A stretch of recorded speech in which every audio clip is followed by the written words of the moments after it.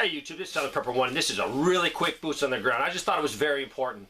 I get a lot of reports of crime increasing, and it's a lot. It's break-ins, it's catalytic converters, it's parts being stolen off of vehicles, it's thefts, it's assaults, the list goes on and on. I think more and more, as we go down this road of economic turmoil, we'll have more crime. People will be more desperate and looking for anything of value to sell or to steal.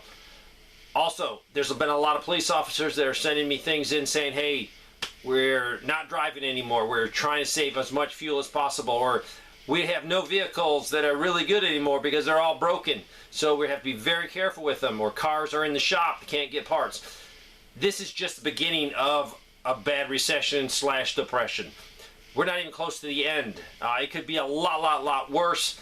And these things are happening. Crime is rampant. If you live in an area where it is rampant, you know it. I talk to a lot of people, a lot of ladies that are scared. They're basically said, I want to find a safe place to go because around me is just mayhem. And I don't feel safe, even in my own house with the doors locked. But this is another step that I want to read you this memo. This memo comes from the Ozark County Sheriff's Department, from the sheriff himself, and he's located in Gainesville, Missouri. This is titled Emergency Action Order to all Ozark County Sheriff's Office employees effective July 7th, 2022. As of today's date, I, Sheriff, enacted an emergency order. This order is due to the current state of the economy and the budget we must work within. As of today, we will not be seeking traffic violations.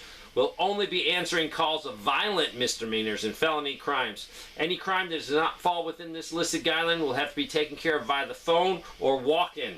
I make this order under necessity to be able to help stay within the confines of our current budget. This order will stay in effect until such times as the emergency of funding for fuel and all services and goods comes to a reasonable rate so that we may stay within the confines of our current budget.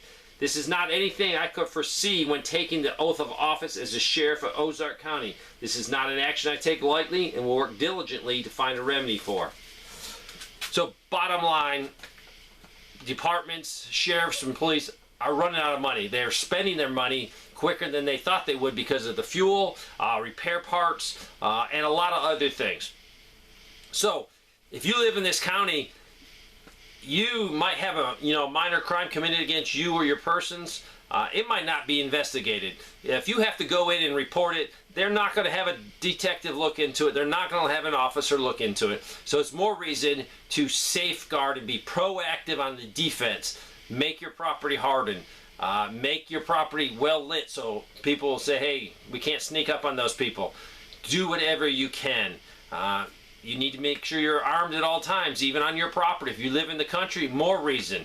Because there's no help coming. There might be no one even to see the crime committed, and you'll be at the mercy of the bad guy. So, this is just the start of budget problems. If we get further into this recession and maybe into a depression, these budgets are going to be cut probably. There'll be less taxpayers paying taxes. There'll be less money coming into the counties, money coming into the cities. So, be proactive. This is probably going to continue. I've been talking to officers.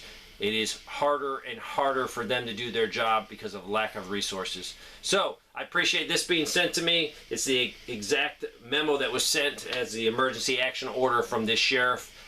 Just watch yourself out there, watch your six, and be proactive on your own security. Thanks for watching.